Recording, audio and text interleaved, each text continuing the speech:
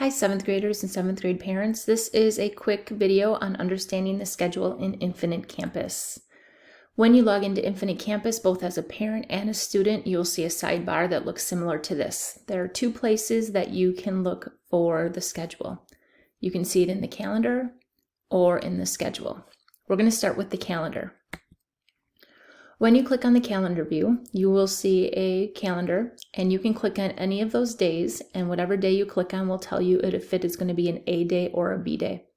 So you can see in September on the 14th, it is an A day, and then the classes are listed for that day. If you click on a different day, you'll see that the 15th is a B day, and it'll list the classes for that particular day. If you click on the schedule, then you'll see a similar schedule that if you scroll down, you'll see A day and then B day. A couple things to note. You'll notice on the left-hand column there are numbers, and what this means is these are like class or periods. So for period 1, 7th graders will have advisory. So every morning they will be working with their advisory teacher from 8:30 to 9. It also says homeroom, but this is something you don't have to worry about. So your child will just need to worry about their advisory teacher for period 1. Period 2 is going to be their encore, and when we say encore, we think about BIED, STEM, tech ed, art, computers, and so on. So that'll always be period 2. Period 3 is going to be a core class, and when we talk about core classes, we think science, social studies, math, or ELA. So on an A day for period 3, this student has science, which is core 1. Period 4 is going to be the MGS time, which is a music or guided study. So either music or a study hall during period 4. Period 5 is going to be lunch, and period 6 is going to be the core 2 class.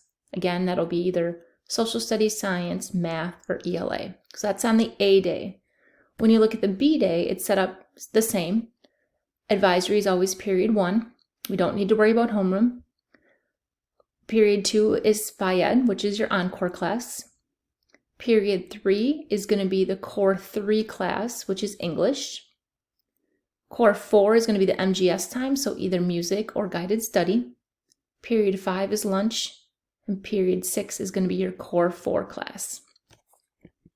So just a couple things to note from this slideshow and Infinite Campus. You'll see on Infinite Campus, it has period 1, but what we try to do is show here's period 1, but here's the schedule that students will be following the first week of school. So the schedule right here is the first week. So they'll go to advisory, which is period 1. Then they'll go to period 2, which is our encore class. And then they'll have their core 1 class, MGS. Period 6 is going to be their core 2 class, and then lunch, and then the afternoon will be student work time or conferences. So this is Tuesday, September 1st. So the one thing we'll want to make sure is that your child is going to see their advisory teacher virtually on that first day.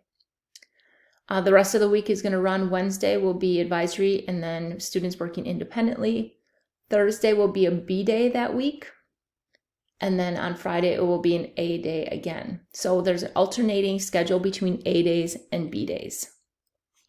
You also notice on Infinite Campus that there is a C day, which is going to be your Wednesdays. And there is only advisory and independent work time on Wednesdays. So again, here's the first week of school. And then moving forward, this is really how the student schedule is going to look. It is made up of 3 specific days: A days, B days, and Wednesdays. And knowing that A days and B days will be alternating. Hope that answers any of your questions. If you have any further questions, you can contact your child's advisory teacher or reach out to someone at the office. Thank you.